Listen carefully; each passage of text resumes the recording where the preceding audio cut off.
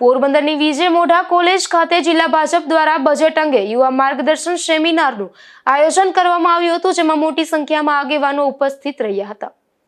કેન્દ્રીય બજેટ 2026-27ની જાગૃતિ general public અને ખાસ કરીને યુવા વર્ગ સુધી પહોંચે તેવા શુભ આશય સાથે પોરબંદરની વિજય મોઢા કોલેજ ખાતે એક વિશેષ માર્ગદર્શન સેમિનારનું આયોજન કરવામાં આવ્યું હતું, જેમાં મહાનુભાવોની ઉપસ્થિતિ.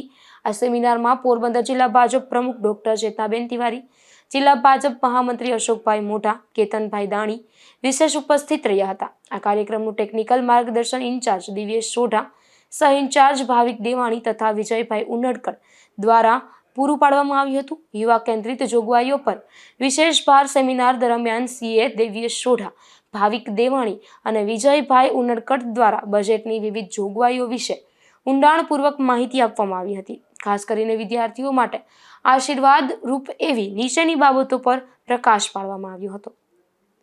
Bureau report, Gujarat news, Porbandar.